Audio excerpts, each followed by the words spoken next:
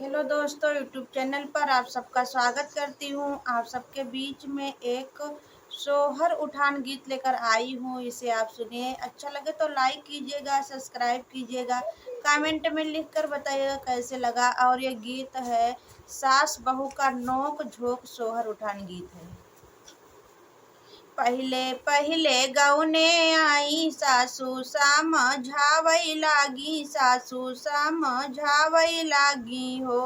बहू हरि समझ बूझ के रोटिया पोयू खवैया हमरे ढेर बाटे हो बहू हरि समझ बूझ के रोटिया पोयू खवैया हमरे ढेर बाटे हो। घोंघा भर के चावल दीही, सुतही भर के आटा दीही, इमली क पातिप दाल दीही, बबूरे क पातिप नोन दीही हो। घोंघा भर के चावल दीही, सुतही भर के आटा दीही, इमली क पातिप दाल दीही, बबूरे क पातिप नोन दीही हो।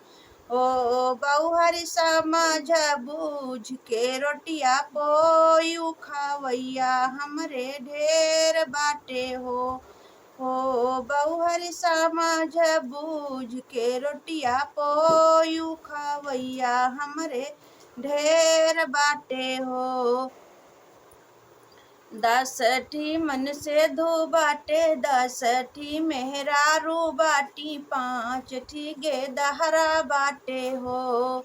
दसठी मन से धो बाटे, दसठी मेहरारू बाटी, पाँच ठी गे दहरा बाटे हो बहू हरि वाहू माही हारा चारा वहिया बाटे, कुकुरा बिलरिया बाटे, ननदी कई काले हुआ बाटे हो बहू हरि वाहू माही हारा चारा वहिया बाटे, कुकुरा बिलरिया बाटे, ननदी कई काले उना बाटे हो बहू हरि समझ बूझ के रोटिया पोयू खवैया हमरे ढेर बाटे हो बहू हरि समझ बूझ के रोटिया पोयू खवैया हमरे ढेर बाटे हो।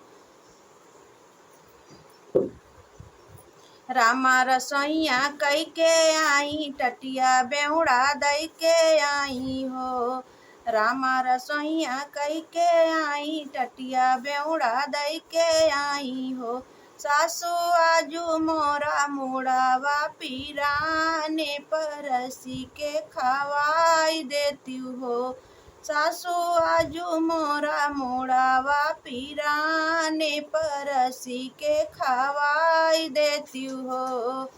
यतनी वचन जब सासू सुनई, थरिया लोटा फेंकई लागी, टोला पड़ोसन दौड़ई लागी हो। इतनी वचन जब सासू सुनई, थरिया लोटा फेंकई लागी, टोला पड़ोसन दौड़ई लागी हो बहिनी हमारे न आई, बापा तो हिया तो हम का जवाब दिए हो बहिनी हमारे न आई, बापा तो हिया तो हम का जवाब दिए हो। इतनी वचन जब बहू हरि सोनैया, चारा का खोल दीही, मुड़ावा उघार दीही हो। इतनी वचन जब बहू हरि सोनई, मुड़ावा का खोल दीही, चारा उघार दीही हो सासू समझ बूझ के बोलिया बोलियू, तू से चालाक बाटन हो बहू हरि समझ बूझ के बोलिया बोलियू, तू से चालाक बाटन हो सासू सुनी लेत्यू नैहरे कहलिया, तो हम से जवाब करो हो। सासू सुनी लेत्यू नैहरे कहलिया, तो हम से जवाब करियो हो। थानेदार कै बिटिया होई, दारोगा कै बहिनिया होई, मुंशी कै नातिनिया होई हो। थानेदार कै बिटिया होई, दारोगा कै बहिनिया होई, मुंशी कै नातिनिया होई हो। हो सासु हम होई, अपने ससुर कै पातोहिया, तो तुहों से जवाब दियब हो। हो सासु हम हई, अपने ससुर कै पातोहिया, तो तुमसे कम नाय हई हो। हो बहुहरी हम हई, घर कै मलकिनिया, तो घर से निकार दियब हो।